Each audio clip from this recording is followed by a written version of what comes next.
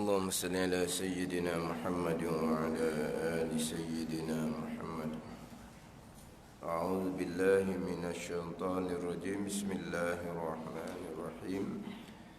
الحمد لله رب العالمين والصلاة. Kitab Faridatul Faraid, muka surat 4, baris yang kelima daripada atas.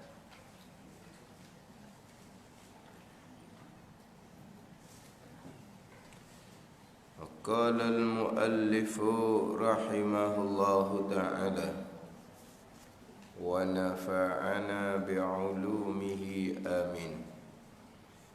Keenam daripada 6 rukun iman. Beriman dengan qadarnya, qadar Allah. Beriman dengan makna mengaku putus di hati, berpegang kejap di hati. Beriman dengan makna at-tasdiq bil qalbi, membenar hati, mengaku putus di hati, itu beriman.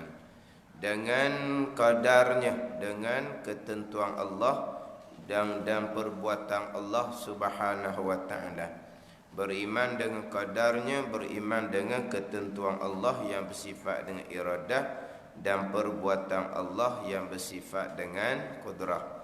Baiknya baik qadar, perkara baik ketentuan dan perbuatan Allah, dan jahatnya jahat qadar, perkara jahat ketentuan dan perbuatan Allah Subhanahu wa ta'ala.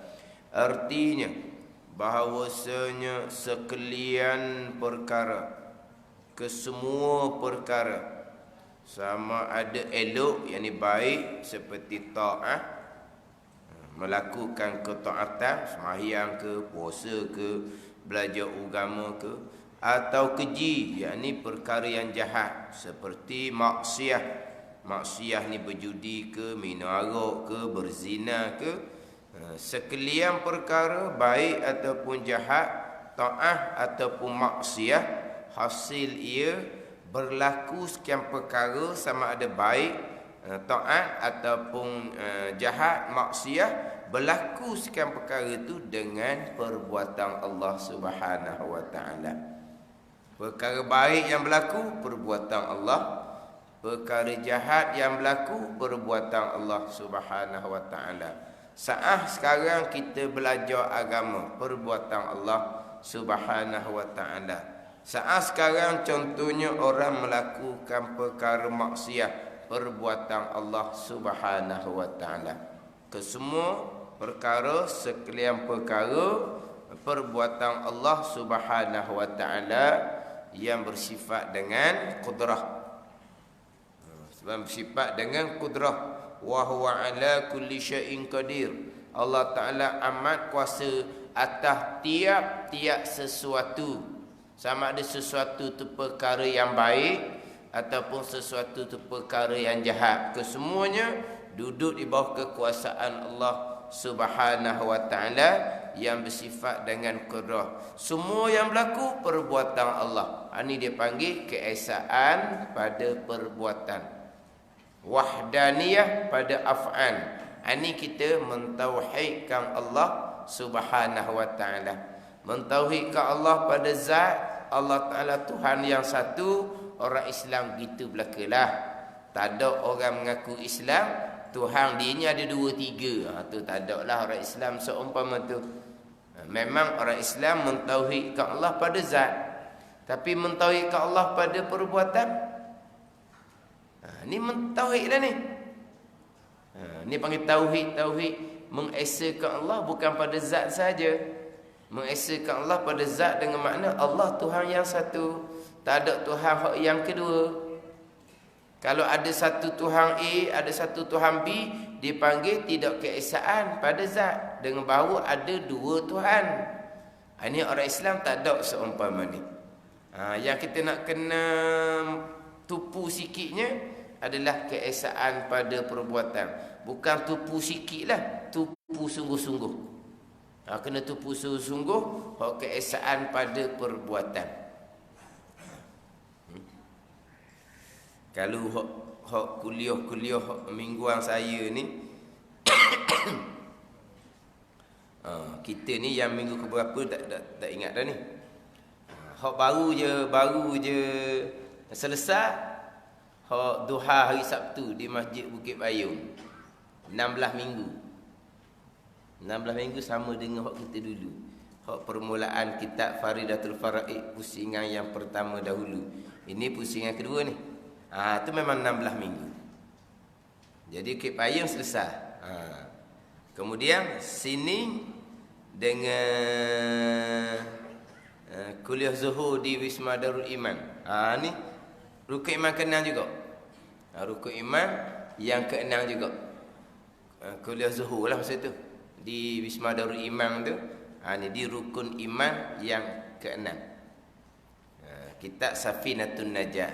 Dia kitab fiqh tapi di hadapan tu didatangkan rukun Islam, kemudian rukun iman. Jadi tak ada peluang dah sebab dalam tu fiqh. Jadi kena ni peralusi ya. Di rukun iman yang ke-6. Kemudian kitab Faridatul Faraid ni baru mula di di Masjid Wakaf Tembesu. Malam ni, malam Selasa, malam esok, malam Rabu. Di Masjid Wakaf Tembesu baru mula Faridatul Faraid. Mana siapa di rukun iman ke-6 memang panjang pula jadi. Malam ni. Hari ni Selasa. Malam ni. Hari ni Selasa, ingat hari Senin. Hari ni Selasa. Malam ni kan? Malam ni. Malam esok hak Masjid Abidin tu. Malam ni. Wakaf Tembesu.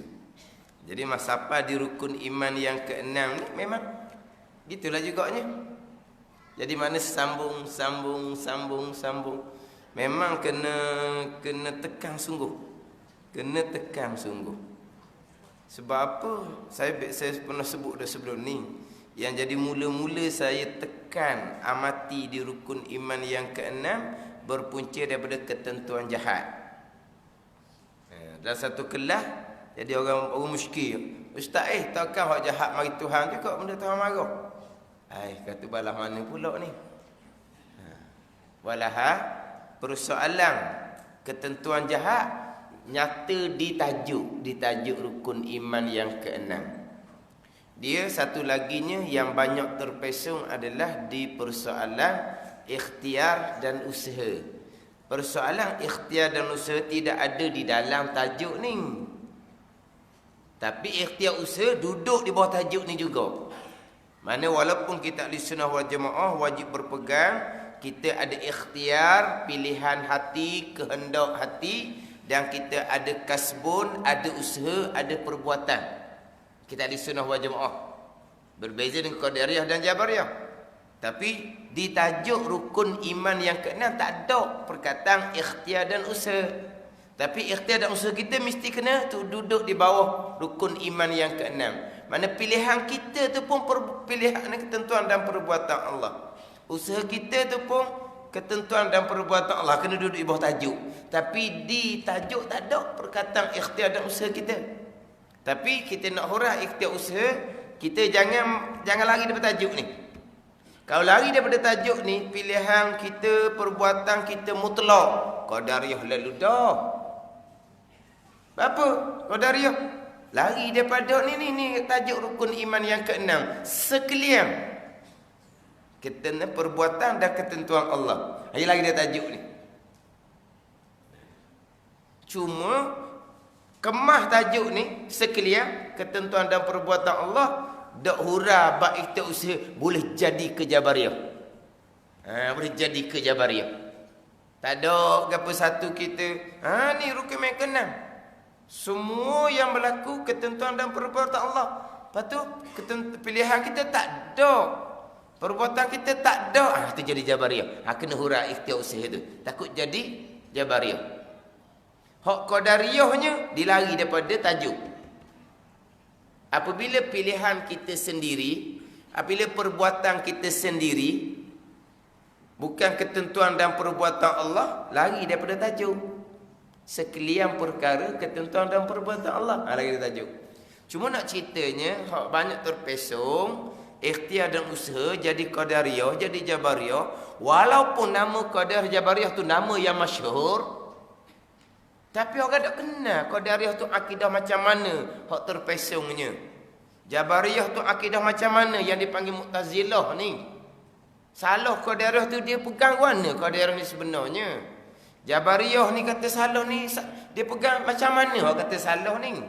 Sebab kita ahli sunnah wal jamaah, Qadariyah, Jabariyah memang nama glamour. Tapi tak tahu apa dia sebenarnya. Tahu nama je. Mu'tazilah, Qadariyah tahu. Salah Mu'tazilah, Qadariyah. Dah Qadariyah pegang mana salah tu? Tak tahu dia pegang mana. Sebab tu ada orang dakwa kata sekarang tak ada dah Qadariyah, Jabariyah. Ustaz yang kata sekarang tak ada dah Qadariyah, Jabariyah. Kalau jumpa ustaz kata gitu, tanya dia, Qadariyah ni balah mana? Akidah dia sebenarnya yang ustaz kata tak ada. Jabariyah ni akidah macam mana yang ustaz kata tak ada? Cuba royak. Ni orang tak kenal Qadariyah, Jabariyah ni. Bukan Qadariyah je, berat dia Qadariyah pun ada sekarang ni. Berat Qadariyah pun ada. Tapi nak ceritanya, terpesong bab kita usaha, tapi nama kita usaha tak ada di tajuk kita ni. Tapi nama ketentuan jahat memang tajuk rukun yang kenal. Untung baik, untung jahat. Untung baik, untung jahat. Ketentuan baik, ketentuan jahat. Baik jahat, baik jahat. Ke mana rukun iman yang kenal? Hak kita duk ngapa? Hak tajuk dia. Hurayah mulalah hak tajuk dia. Kan jahat tu di tajuk rukun iman yang keenam. Boleh juga jadi ke hak jahat, takkan Allah netu juga, takkan Allah buat juga. Jadi dia sendiri hak tolak rukun iman yang keenam. Dah hidup ngapa tu? Rukun iman yang keenam beriman dengan untung baik, untung jahat daripada Allah. Hak tu ngapa budak-budak? Dah untung jahat tu kan? Takkan apa awak duk ngapa? Ni akhir zaman kita kata kok. Kalau kita kata tak mungkin lah. Tak mungkin.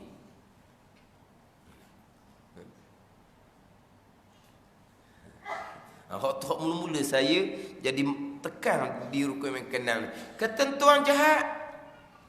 Termasuk orang bawa agama sendiri pun menafikan ketentuan jahat itu daripada Allah Subhanahu wa taala.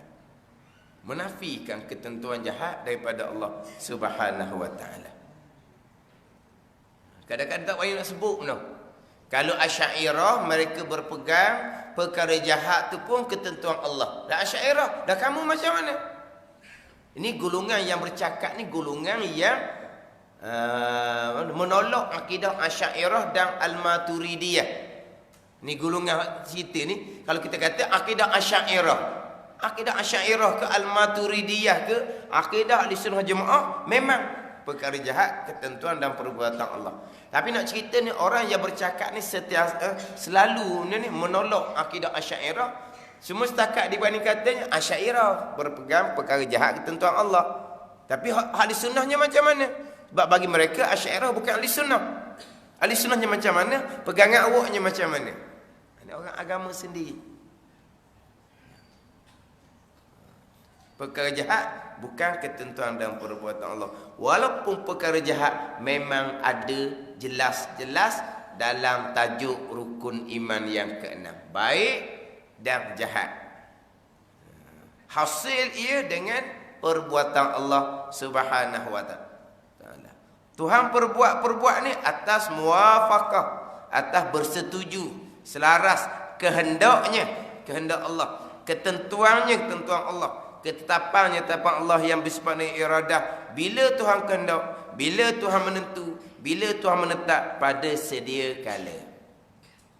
Yang berlaku sekarang ni semuanya perbuatan Allah yang Tuhan perbuat ni selaras dengan apa yang Tuhan telah tentukan, telah tetapkan, telah kehendaki pada sedia kala yang kita panggil ketentuan azali. Bayangkan tersilap, tersalah pegangan, tak ada benda lah. Walaupun Mu'tazilah yang berpegang perkara jahat bukan ketentuan Allah, khilaf ulama ada satu pandangan mengatakan kafir. Tapi pandangan muktamad tak hukum kafir lah. Hukum fasik lagi mubtadi'. Pegangan yang berdosa besar lagi pegangan yang bid'ah. Yang diada-ada, yang direka-reka, buat pandai-pandai kita kata, perkara jahat bukan tuntun Allah, yang Nabi tak bawa pun. Dia panggil akidah yang bid'ah. Bid'ah ni bid'ah yang dalalah, walaupun tak hukum kafir sekalipun. Tapi atas pandangan kata akidah ni fasik, dosa besar. Dosa besar akidah lah sebesar-besar dosa besar. Dosa besar zahir tinggal semayang besar, tinggal puasa besar, berjudi berzina besar. Tapi besar akidah yang salah ni lagi, yang kata dosa besar yang tidak dihukumkan kafir atas pandangan muktamad. Dosa besar hak batin, riak, takabur, hasad, dosa besar juga. Tapi besar dosa besar pegangan ni lagi. Benda dosa besar pegangan ni, malaikat akan catat setiap saat selama mana berpegang akidah yang dosa besar. Allah Ta'ala tidak menentukan perkara yang jahat. Setiap saat malaikat akan catat dosa besar kepada kita.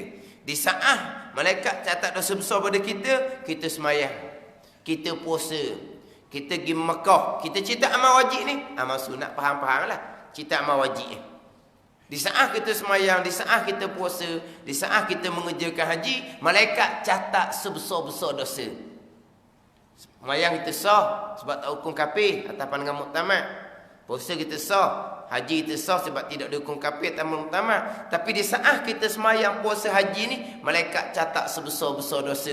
Maka pahala semayang kita tidak ada, pahala puasa kita tidak ada, pahala haji kita pun tidak ada. Cuma tak kena qada je sebab sah. Itu amal wajib, amal sunat tak sedut ceritalah. Jadi malaikat catat sebesar-besar dosa setiap saat kerana pegangan kita salah. Zahir kita beradang lah, comel lah zahir kitanya. Habis comel lah zahir kita, tapi akidah. Ni kata kena tu molek ni. Kena tu molek. Kena kemah molek kita sendiri. Kita tu ngaji sok tak ada masalah lah. Hak anak-anak cucu kita tu. Anak-anak cucu kita tu kita kena ambil perhatian sikit. Jangan nampak hak zahir saja. Semayang dok tinggal, puasa dok tinggal, ngaji Quran pandai, aurahnya tutup, akhlaknya baik, berjuru. Tak lawan kata orang tua, jangan nampak tu je. Itu semua perintah Allah Subhanahu Wa Taala kena kira. Tapi paling besarnya adalah pegangan. Kita kena ambil tahu dalam bab pegangan, tak ambuh zahir je comel, zahir je nampak baik, tapi hakikatnya tak ada. Sebab rukun iman pun tak luluh. Tiba-tiba berpegang perkara jahat, Allah tidak menentukan. Allah hanya mengetahui perkara jahat yang akan berlaku. Itu pegangan Mu'tazilah. Jadi kelas yang terdahulunya berhenti di ketentuan jahat lah. Ini cerita bab pegangan. Bab percakapan, kita wajib beradab. Melainkan dalam majlis ilmu gini bolehlah nak cakap, nak hurang molek-molek ni majlis ilmu ni. Nak cakap kok luar, wak-wak ngoda kok luar tu jangan. Yelah speakernya kuat. Dengar kok luar tu. Apa tak ada?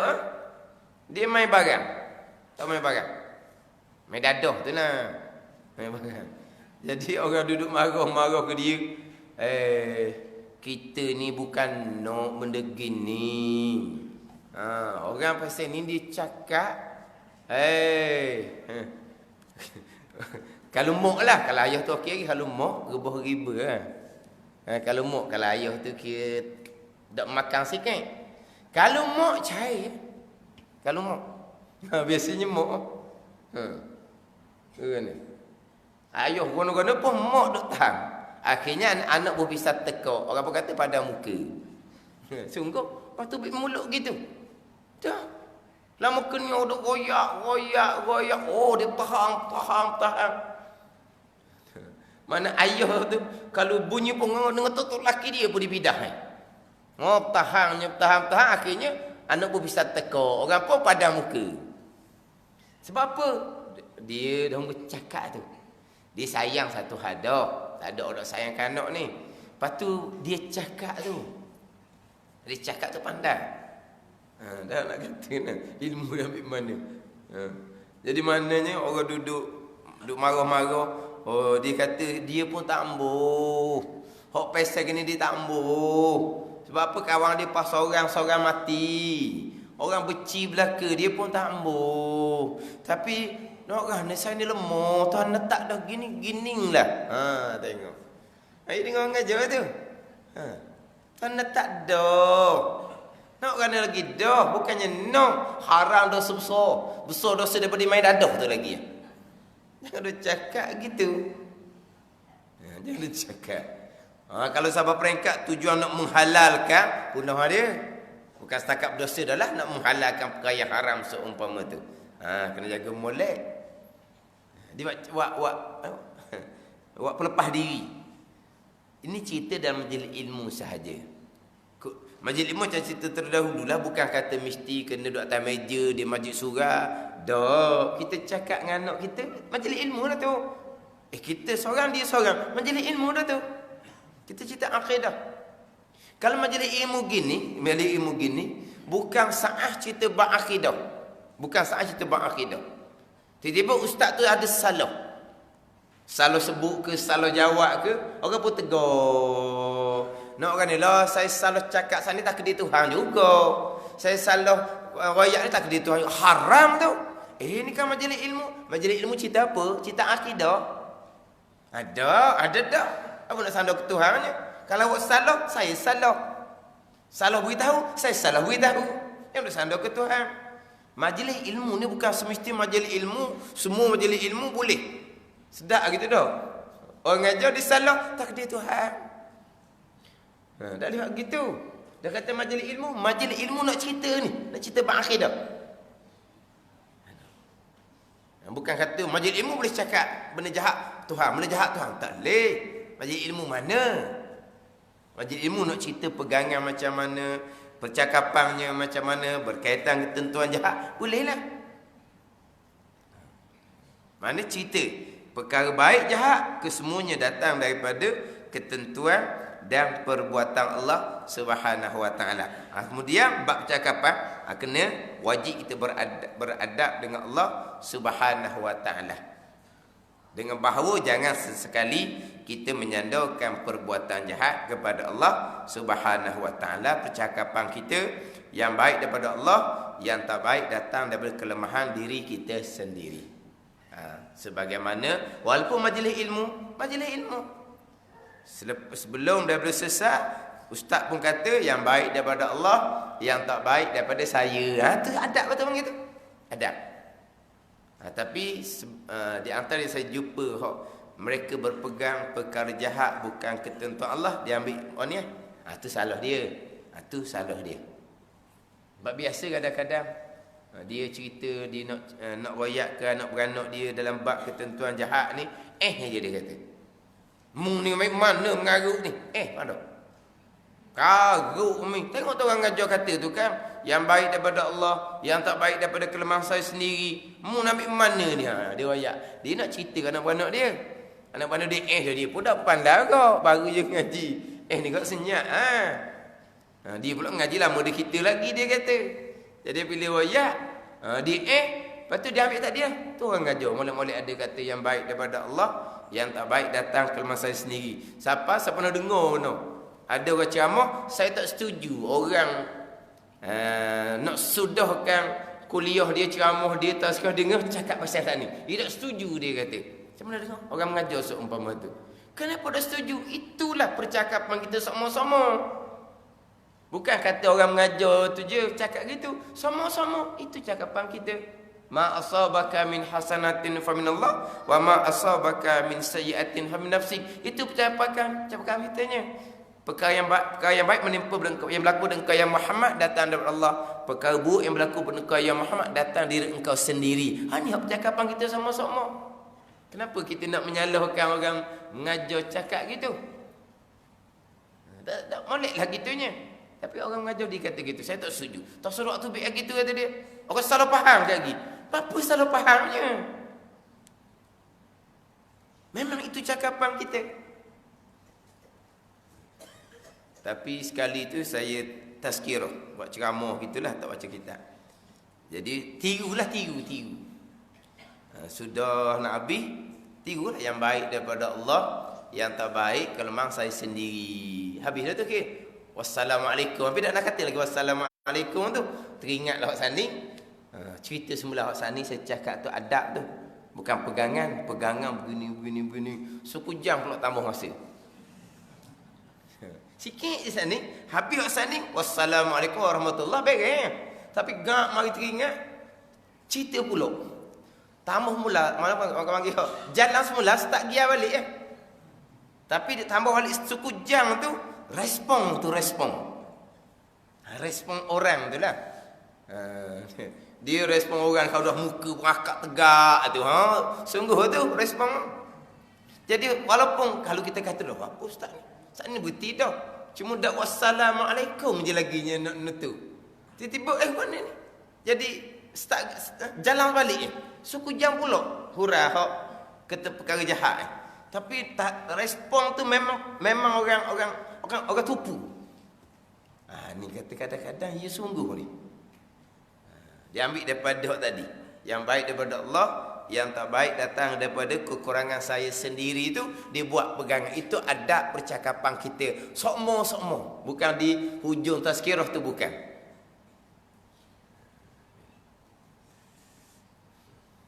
Kita wajib beradab. Sebab apa? Yalah, akhir-akhir zaman ni kadang-kadang kalau dok kemah molek hak adab percakapan, dia akan jadikan kesalahan dia tu dia letak Allah nak lepas dia. Berlaku benda yang tak baik, Allah. Buat benda salah, Allah. Ni ada dia boh. Dia kadang-kadang dia marah anak buah dia. Hak kerjaan hak tak betul tu lah. Hak kerjaan tak betul. Anak buah dia guna tanah tu dah boleh banyak tu lah. Saya ni bukan Tuhan, saya lemah. Tanah tu dah boleh sikit Dah boh ni bunyi Tuhan kau tak nawang dah lah ni. Senyap. Boh ni baru ngaji kemudian. Tak boleh cakap gitu. Memang tak boleh. Dah lama kening. Lama kening lah. Dah reti sangat bodoh dia anak buah ni. Dah reti sangat. Dah boh tu dah reti. Anak buah dia bodoh lah panggil buat gitu.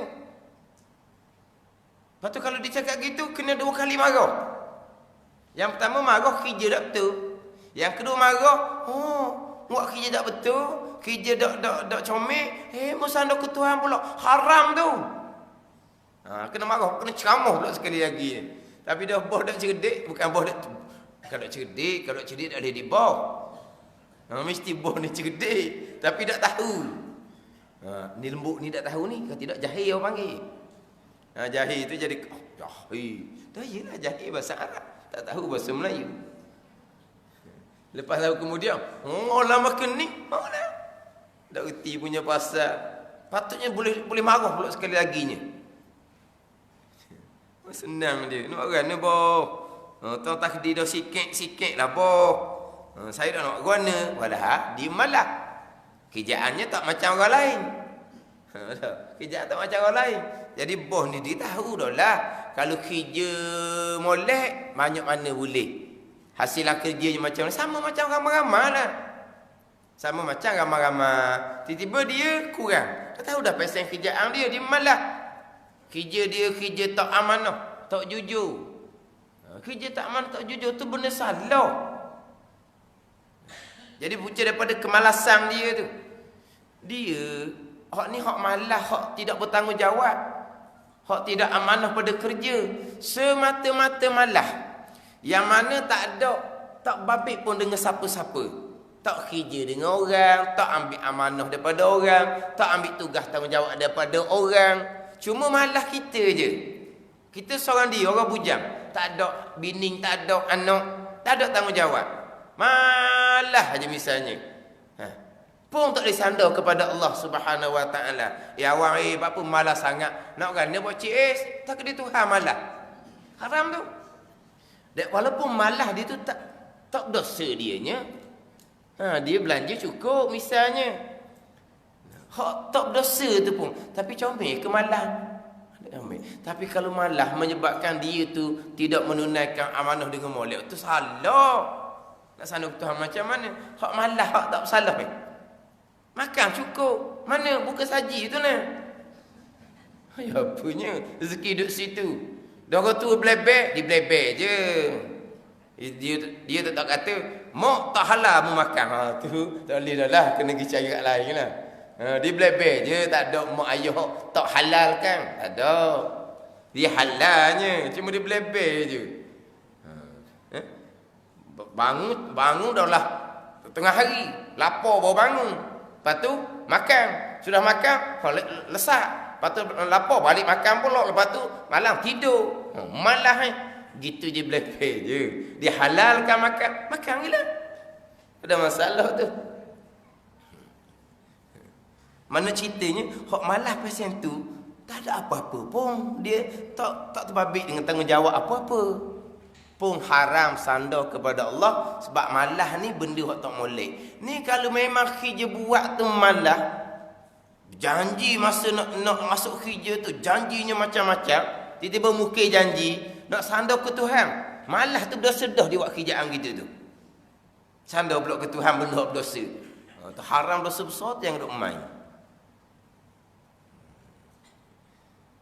Tapi malah pasal saat ni pun ada guna juga. Yelah, ayahnya nak pergi sejik. Senyap dalam bilik tu pun mak berani juga duduk rumah seorang. Tak ada dalam bilik malah seorang tu. Dan nak kata kerana blebek.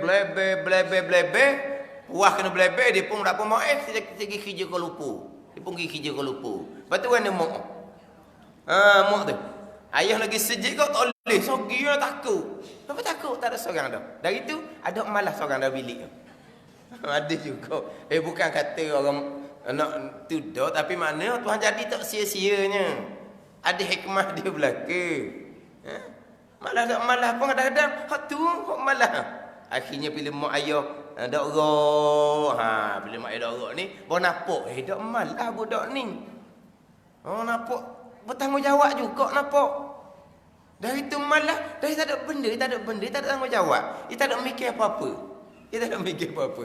Dia senyap seorang. Dok kawan orang kadang-kadang suruh nikah pun dia tak ambuh misalnya. Tak ambuh, sebut nikah pun dia tak ambuh. Misal. Tapi ternampak dia tak bertanggungjawab. Tapi tak tanggungjawab, nak tanggungjawab kan? Kemudian apabila mak ayah tu uzur, nampak. Apa? Sebab dia kena bertanggungjawab dah. Dah sebelum ni, dia tak ada tanggungjawab. Tapi hak tak molek tu kita kata tak molek lah. Hak mula-mula tu bukan kita kata molek, yang salah faham pula. Tapi apa yang Tuhan jadikan tidak sia-sia. Kadang-kadang gitulah. Dah orang lain semua jauh-jauh belaka. Jauh belaka. Dia seorang. Agak kau ni lah. Dulu hak anu, hak abang-abang kakak tu duk kata macam-macam lah. Akhirnya tak ambil hak tu gimana, rupah pula sudut rumah. Apa tak ada gitunya, rupah pula. Tak apa. Masa duk mikir kerja lah. Abang-abang kakak beri gaji dah. Tiap-tiap bulan dulu masuk sama. Tugasnya jaga mak ayah. Apa tak ada gitu? Ada. Orang kata macam-macam. Akhirnya hak sikat rambut mak dia, siapa dia? Dia. Sikat rambut, bedok, jaganya sampai ke mati. Kita kata dia ni boleh harap. Lama ni memang tak boleh harap. Tu kita tak harap gapo-gapo, dia nak harap kerana dia kosong. Bila kita beri tugas ke dia, boleh harap molek-molek ada. Sampai ke mandi, sikat, apa semua. Hak nun hak balik tu, apa cekok pinggang je. Tak setuh cekok pinggang je. Tak cara pun. Hak ni dalam ni kan nyakit le ni. Yalah, nyakit macam kecil mani. Kalau dak biasa kan, nak masuk dalam rumah tu pun tak boleh nak makan dah. Dah. Nyakit le ni kan. Masuk dalam rumah tu, dia bang lain dah. Kalau jenis hok sombong kau tak masuk. Tak masuk duduk apa? Tak boleh makan. Lawyer dia kata.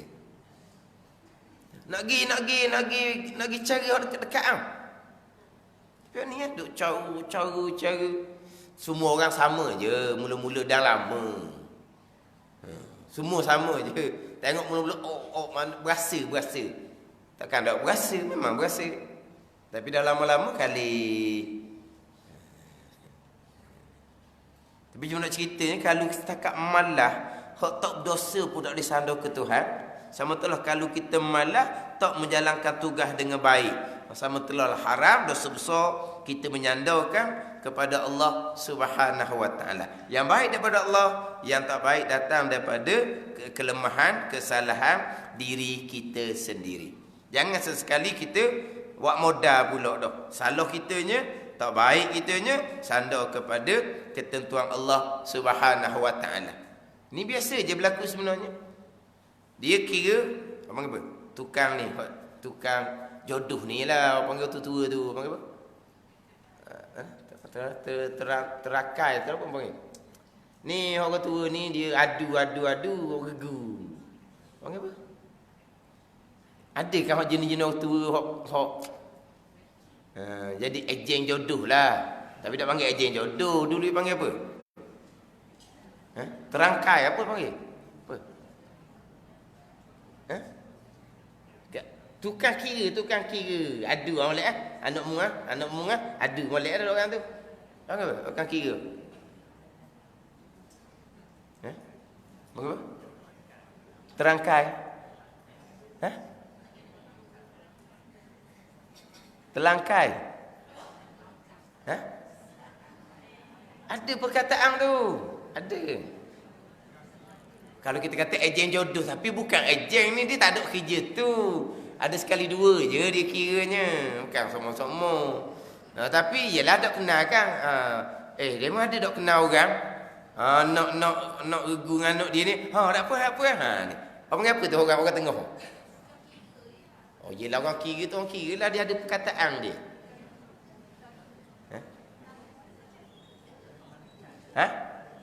Terlangkai. Ada perkataan. Terlangkai. Gitu. Tak ada apa tu, buku telefon gitu. Buku telefon. Ada lah tu. Terlangkai. Maksud dia apa itu tulis? Tukang runding. Tukang runding projek. Tukang runding. Mana tu lah terlangkai. Ni. Hak tukang kira ni, jadi orang tengah lah kita kata hak tukang tu. Jadi maknanya kalau kira dia kira tak, yelah. Dia susu puca. Orang ni agak ke dia. Sebab dia ni orang ngaji agama, mau haji, mesti dia kira hak baik-baik. Kita pun tak risik ke? Tak risik dah pakai percaya ke mak haji tu lah. Lah mak haji kira takkan dia kira hak tak molek. Kediam barulah tahu hak dia kira tu hak berkasar main barang. Contoh. Akhirnya huru-hara rumah tangga. Dah pasal nyakit ini. Tapi dia susu puca hak tukang kira ni. Maka bila berlaku gitu, keluarga ni, keluarga perempuan hak jadi mangsanya, pergi tanya semula tukang kira ni. Dia terang yang mudah je. Zahir je saya tukang kira. Jodoh pertemuan daripada Allah. Allah yang menentukan jodoh di dua orang. Kau ke mana pun jodoh di dua orang. Sama ada melalui saya ke tak ke, tak berkedah pada azab. Jodoh pertemuan kan daripada Allah kan. Tengok. Dia salahkan dia susu puca. Tiba-tiba dia sandar kepada Tuhan Allah. Hakikatnya memanglah gitu. Tapi haram tu sandar pada Allah seumpama tu. Hari ni hak ni pula balik dah mana dia kata mana mak cik tu mana jodoh pertemuan daripada Allah, kita kena terima sudahlah. Hak ni pun tak reti juga, senang molek goreng ke dia. Tuan. Tapi tak kalau time tu jodoh yang baik, Allah mak haji kira tu kok, terima kasih banyak dah. Terima kasih banyak. Tengok belakang kira. Takkan nak kira barang-barang, kita kira hak paling baik lah. Kalau hak molek dia lah ni. Kalau jodoh tak baik, Allah Ta'ala. Tak ada lah kata, tu zahir je saya tolong. Jodoh pertemuan daripada Allah Subhanahu. Tak ada lah. Saya dahnya. Kena hak molek. Hak tak molek Allah Ta'ala. Ni nyakit belakang ni. Ni nyakit belakang ni. Kalau baik daripada dia, kalau buruk daripada Allah Ta'ala. Tolong orang, buat baik. Kadang-kadang tolong orang, bukan tolong orang dengan duit poket kita sendiri. Kadang-kadang kita hanya menjalankan tugas. Kita hanya menjalankan tugas. Kita menjalankan tugas, ada allowance pula. Kemudian kita salurkan bantuan, bukan duit kita, duit kerajaan, duit rakyat, hak sampai bantuan kepada bawah. Kita hanya tukang atur sahaja. Tapi sebenarnya bukan hak milik kita, bukan harta benda kita. Kalaulah kita tolong hak baik ni, tengok balik. Aku tolongmu. Kalau tak kena aku lama dah matimu. Tak ada Tuhan kalau benda baik. Tapi saat dia nak khianat, sepatutnya seseorang tu berhak. Oleh kerana ada masalah dia dengan seseorang, dia pun sekat. Walaupun dia layak dengan apa dia? Kriteria apa kata? Dengan hak pendapatan seumpama ni, keluarga seumpama layak dapat bantuan ni. Memang dalam kampung tu dia paling layak. Dan memang dia sudah mencukupkan segala dengan borang apa cukup. Tiba-tiba nama tak naik. Lepas tu dia nombor satu paling layak kampung tu. Nama tak naik. Sebab apa tu? Dikhianat tengah tu. Bila dia tanya atas, nak kena gedah dan tak ada rezeki lah. Tengok. Disandar kepada ketentuan Allah Subhanahu wa taala. Buat baik, tolong tu bukan sukarela, tolong tu dengan ada allowance. Sayalah. Ingat baik tu ingat molek, aku tolongmu lama kening. Tak ada Tuhan, hak dia. Walaupun sebenarnya dia ni umpama postman je, tukang bawa je. Barang tu bukan hak dia. Hak memang hak orang tu dah. Dia rakyat, hak bantuan sampai ke dia tu bantuan hak kepunyaan rakyat. Cuma dia tolong, bukan tolong sukarela, ada allowance kan. Saya. Tanya dia khianat. Kawan tu tak dapat bahagia. Apabila ditanya, Tuhan tentu dah. Kalau rezekimu, tak ada rezeki lah tu. Tuhan tentu pada azab, tak ada rezeki. Tengok. Disandar pada tuntutan Allah, perbuatan khianat dia. Perbuatan zalim dia. Kalau kosak dia nak menghalalkan zalim, murtad ni wal'azabillah. Kalau kosak nak menghalalkan. Tapi kok mana pun, ini dosa dengan anak Adam. Dosa dengan anak Adam ni yang baik. Dosa dengan anak Adam. Hak ni, kemudian kita kena jumpa minta maaf dengan orang tu. Haji Mabrur sekalipun tak akan lepas dosa dengan anak Adam. Ini akan bawa pada akhirat kalau kita tak minta maaf. Tapi nak ceritanya, siapa tahu dia waknanya ketentuan Allah. Ada rezeki ada, tak ada bagi yang tu. Memanglah hakikinya Allahumma la mani'a lima a'taita wala mu'tiya lima mana'ta wala radda lima qadait. Itu memang pegang kita gitulah. Ya Allah, tidak ada orang yang boleh menyekat akan perkara yang engkau kurniakan. Kau dan rezeki kita lah. Kau ke mana orang nak sekat mana pun. Dan tidak ada orang yang boleh mengurniakan apabila Allah Ta'ala tidak mengurniakan. Dan tidak ada orang yang boleh menolak ketentuan engkau, Ya Allah. Ini pegangan kita tetap ada. Kalau kita baca lepas daripada solat tu. Itu pegangan kita. Tapi usaha kita. Kalau perkara tu perkara yang buruk, jangan sesekali kita sandar kepada ketentuan Allah Subhanahu wa taala. Ini adab kita. Kena jaga molek. Bab adab percakapan. Contohlah kita kata. Kita contohnya, kita berjanji dengan orang. Tapi tak dapat tunaikan. Kenapa? Kalau perkara yang tak dapat dielokkan, bolehlah. Nak kena gedah, jadi gitu. Allah Ta'ala nentu dah. Tapi kalau mungkin janji kerana kita yang sengaja, dah kata ada janji dengan orang. Tak apa-apa dah gigi lagi ni. Pukul berapa dah ni? Dia nak kita, dia tunggu. Ni dia sengaja mungkin janji. Kerana lambat siapa ni? Tadi dah tunggu. Ni mau janji pukul berapa? Tuan tentu siapa masih sening ni. Tengok ni. Atau haram dosa besar belaka tu jangan buat main-main. Kalau perkara tu tak dapat elok, nak rasa apa siapa lambat ni? Kereta tayar panci, motor tayar panci. Tu kita tunggu mahawad dah. Tu hak bukan sengaja sengeleng kita. Sama macam kemalangan lah. Kemalangan yang tidak berpunca daripada kecuaian kita, kita boleh sandarlah kemalangan tu kepada takdir Allah. Kita bawa molek, beralu kita bawa. Ikut peraturan kita bawanya. Kita pula mata cerah molek, bukan ngatuk. Nitah lah hak tak tengok kiri kanan tu. Ada benda lah nitah tu kok. Alah. Kalau nak nitah tengok kanan, tengok kiri, nak kiri, kucing bandar nak nitah ni. Ni ada sejenis ni, dia kalau nak nitah, nitah. Kita tengok kiri kanan. Kalau naik motor, bukan motor langgar dia. Dia langgar motor. Tak sungguh. Dia langgar motor. Dulu saya biasa naik bawa motor kan daripada bandar ni. Hak takutnya daripada Haji ke Bukit Bading. Haji ke Bukit Bading tu gelap. Tu nitah biasa tu, dia nitah. Siapa pekat dia langgar motor kan tu.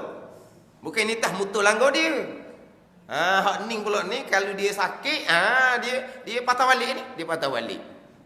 Dan dia sakit. Tapi mana kita bawa molek je. Berlaku perkara yang seumpama tu, nak berani lah. Bukan kecuaian kita, boleh sandar ke Tuhan. Ataupun kita bawa molek je. Dia linung, mari masuk li kita ada kena-kena. Kita tak ada masalah. Bukan kecuaian kita, boleh sandar ke Tuhan. Tapi dia hak linung tu. Kenapa jadi masuk alik ni? Kerana dia bawa laju. Kerana dia motong tak kena tepat, tak cermat. Kerana dia mengantuk, kerana dia letih. Tu kecuaian dia. Haram disandar kemalangan tu pada tentuan Allah Subhanahu wa taala. Sebab dia cuai. Tapi bawa cermat ke, bawa cuai ke, baik ke, buruk ke, ketentuan Allah dan perbuatan Allah Subhanahu wa taala pegangan kita.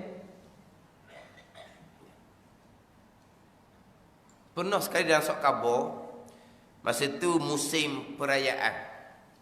Musim perayaan. Jadi dua tajuknya takdir atau cuai. Kemalangan-kemalangan yang banyak berlaku pada musim perayaan. Maka tajuknya takdir ataupun cuai. Kalau kemalangan tu bukan kecuaian kita sandar pada takdir Allah. Kalau kemalangan tu berpunca dari kecuaian kita, haram kita sandar kepada Tuhan Allah Subhanahu wa taala. Tapi nak cerita dari segi pegangan, cuai ke, tak cuai ke, cermat ke, tak cermat ke, segala-gala ketentuan dan perbuatan Allah. Itu pegang tak ada. Tapi ini sebuah percakapan, kalau tidak ada kecuaian, sandar pada takdir Allah. Tapi kalau ada kecuaian, jangan sekali sandar kepada takdir Allah Subhanahu wa taala. Ini sebuah percakapan. Dia kata kena letak molek. Cakap ni kena cakap molek.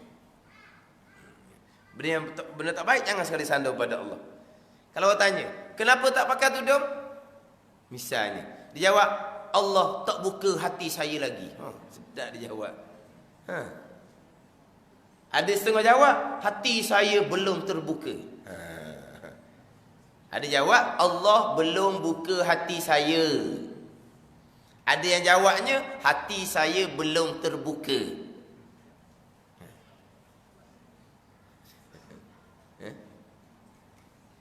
Hak cakap macam mana hak berdosa.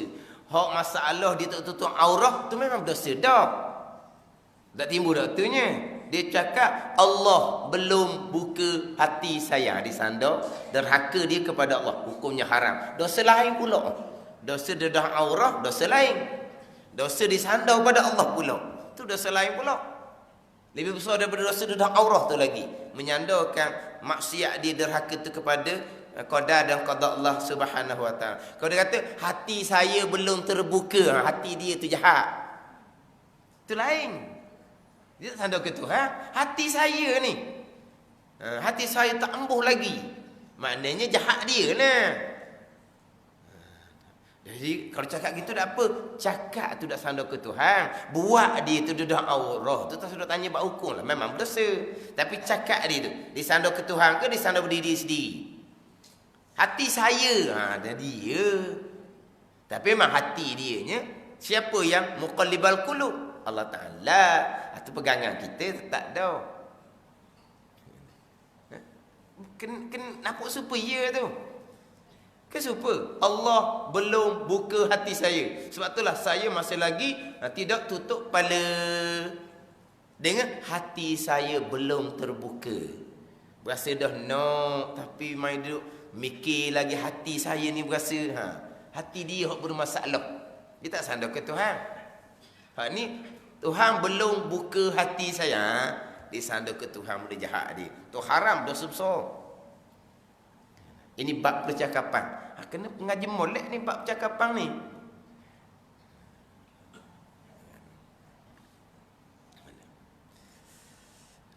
Ingat tak dahulu pernah timbul polemik kenaikan harga barang takdir Allah. Ingat tak?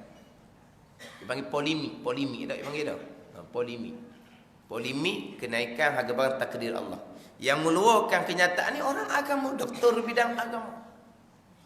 Kemudian dibantah pula oleh orang agama yang lain yang juga doktor bidang agama. Salah tu kamu menyandarkan kenaikan barang pada takdir Allah. Dia pun berlawan. Orang-orang berlawan. Akhirnya tuduh-menuduh kamu Qadariyah. Tak, kamu Jabariyah. Dia balas dua tu. Waktu kata kawan tu Qadariyah, waktu kata kawan tu Jabariyah. Yang mana dua-dua tu tak kenal belakang. Qadariyah mana, Jabariyah mana, Ahli Sunnah pun tak kenal. Hak tu hak dua orang. Kemudian orang agama lain pula tupang retek. Dia jadi isu kan. Orang kalau bertupang retek, macam-macam pandangan keluar. Ni nyata. Nyata orang agama setara mana pemahaman dia bab rukun iman yang keenam. Yang mengeluarkan polemik kenaikan harga barang takdir Allah bersandar kepada hadis Nabi sallallahu alaihi wasallam, hadis yang sahih. Bila berlaku kenaikan harga barang pada masa Nabi sallallahu, jadi sahabat minta Nabi ambil ialah kawal ke apa ke, Nabi menyandarkan kepada ketentuan Allah Subhanahu wa taala. Tu Nabi sandar ke Tuhan tu. Kenaikan harga barang pada masa Nabi sandar ke Tuhan. Jadi kenaikan harga barang masa kita pun sandar ke Tuhan lah. Dia buat alasan dengan hadis Nabi, hadis yang sahih. Cuma adalah orang agama yang dia memperjelaskan, dia kata dia menggunakan hadis tidak kena konteks. Konteks apa? Tak konteks. Tak kena dengan situasi, keadaan. Masa Nabi macam mana, masa kita macam mana. Masa Nabi kerana apa, masa kita kerana apa. Apa ni? Dia menggunakan hadis tak kena konteks pun ke? Panggil apa? Tak kena konteks. Dah kadang semasa. Dah kontak telefon tu ke apa? Kontak ke tu? Dah mengkontak lagi dia. Kontak ke tu? Ke kontak ke apa tu? Tu hubungan. Ni kontak situasi, suasana. Ada. Dia kata yang mengeluarkan kenyataan kenaikan takdir Allah kemudian bersandarkan kepada hadis Nabi SAW, dia tak kena kontak, dia kata. Tapi penjelasan tu tak panjang. Tapi dalam keadaan begitu-begini tu macam-macam. Kalau begitu kenaikan harga takdir Allah, ni orang agama lain pula. Nak tupang sekaki lah. Kalaulah kenaikan harga barang takdir Allah, jadi orang bunuh orang takdir Allah juga. Kalau tu hakim tanya di mahkamah, kenapa kamu bunuh orang? Takdir Allah. Jadi seolah-olahnya bukan takdir Allah. Memang takdir Allah. Dan macam mana kalau sampai di mahkamah, tu hakim tanya, kenapa kamu membunuh? Takdir Allah. Dia kata gitu kan, tu hakim kena takzir tu, kena pinyak dulu waktunya. Haram sandar ke Tuhan gitu tu. Tapi dari segi pegangan betul lah. Bunuh orang tu takdir Allah. Jadi seolah-olahnya bukan takdir Allah pula dah. Bunuh orang bukan takdir Allah, kenaikan harga bukan takdir Allah. Ini orang agama. Keluarlah pula seorangnya, dia mengaku dia ahli sunnah wal jamaah. Dia mengaku dia ahli sunnah wal jamaah. Nama ahli sunnah wal jamaah boleh ke dia mana? Dia ahli sunnah wal jamaah. Hak ni bokeh tu. Bokeh humbi panggil. Pada bokeh humbi. Dia kata peniaga Cina, peniaga India yang bukan beragama Islam tahu bahawa kenaikan harga barang bukan takdir Allah. Oh, di bokeh tu tak ada takdir Allah. Jadi peniaga Cina, India yang bukan Islam tahu bahawa kenaikan barang bukan takdir Allah. Jadi macam dia orang tahu. Dia macam orang hak bukan Islam juga pegangan dia. Atau orang di bokeh umbi. Cuma nak ceritanya bagai-bagai pandangan, tapi perkara tu jadi tidak ada kata putus orang panggil. Tidak ada kata putus. Jadi akhir jadi hilang gitu je. Ini di kalangan orang agama tak ada kata putus.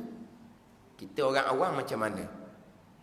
Kita orang awam macam mana? Perkara pening gitu, berapa orang agama balau gitu dah kita warna. Walhal simple sahaja. Tadi konteksnya macam mana?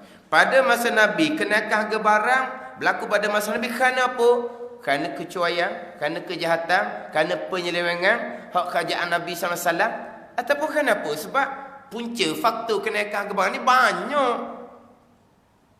Apabila barang tu kurang kerana ada musibah tempat keluar barang, jadi harga akan naik. Ataupun ada masalah di perjalanan, pengangkutan tu ada masalah, jadi kosnya meningkat, harga pun jadi naik. Jadi kenaikan barang ni banyak faktor dia. Yang mana faktor tu bukan semestinya kejahatan manusia. Jadi pada masa Nabi kenaikan harga barang adakah berpunca daripada penyelewengan Nabi SAW? Ada. Maka Nabi SAW boleh takdir Allah. Sebab bukan berpunca daripada kejahatan manusia. Kita pandai pula pada masa kita sekarang. Kenapa berlaku kenaikan harga barang? Faktornya apa? Faktor dia banyak. Ada tak faktor tu berpunca dari penyelewengan manusia? Kegagalan manusia menguruskan ekonomi contohnya. Ada tak berpunca daripada kecuaian, kelemahan, kejahatan manusia? Ada ke tak? Kalau ada punca kejahatan manusia, haram dosa besar sandar pada takdir Allah berlakunya kenaikan harga barang. Itu saja. Simple saja. Kenaikan harga barang memang takdir Allah. Tapi puncanya mari mana? Punca pun takdir Allah juga. Sebab sekian perkara takdir Allah. Tapi punca tu mari daripada kejahatan manusia, kecuaian manusia, kelemahan manusia ataupun tidak. Macam kemalangan tadi itulah. Kemalangan memang takdir Allah. Sama ada punca kemalangan tu ni dalam keadaan tak ada kecuaian dia ke, ada kecuaian, semuanya takdir Allah. Tapi kalaulah zahirnya berpunca daripada kecuaian kita sendiri berlaku kemalangan, jangan sandar ke Tuhan, salah. Sebab tu punca daripada kecuaian kita. Sama juga dengan kenaikan harga barang. Itu saja. Ni siapa kena bokeh umbi, kenaikan harga barang tak ada kena-mengena dengan takdir Allah. Tu bokeh hukum yang kenang. Benda yang simple, benda yang mudah. Cuma apabila berlaku bantah-bantah sekarang hilang dah tu. Kenaikan harga barang naik semua. Apa dah keluar? Keluar. Kenaikan barang takdir Allah. Buat slogan pun tak apa. Kenaikan harga barang takdir Allah. Buat slogan. Buat slogan di Kementerian Kementerian Barang tu lah. Buat slogan. Apa dah buat slogan gitu? Tak boleh nak sandar kita mudah-mudah. Tak boleh nak sandar kita mudah-mudah. Hak pada masa Nabi sandar bertakdir Allah, situasi dia yang tidak berpunca daripada kelemahan, penyelewengan dan kejahatan manusia. Sandar kepada takdir Allah. Itu sahaja. Tak payah lekok-lekok lah. Lepas tu Qadariyah lah, Jabariyah lah. Tapi mana ceritanya? Kata putusnya mana? Penyelesaian hak sebenarnya mana? Hilang gitu je, tak ada. Simple saja. Segala-gala ketentuan Allah baik dan buruk. Percakapan yang baik daripada Allah, yang buruk daripada kelemahan, kesalahan, kejahatan diri kita sendiri. Kita berapa minggu dah bab ketentuan jahat? 2-3 minggu dah bab ketentuan jahat. Kira-kira kita bab ketentuan jahat ni tak habis lagi. Tak habis lagi. InsyaAllah tersambung pula minggu depan hak berkaitan dengan ketentuan jahat. Wallahu a'lam.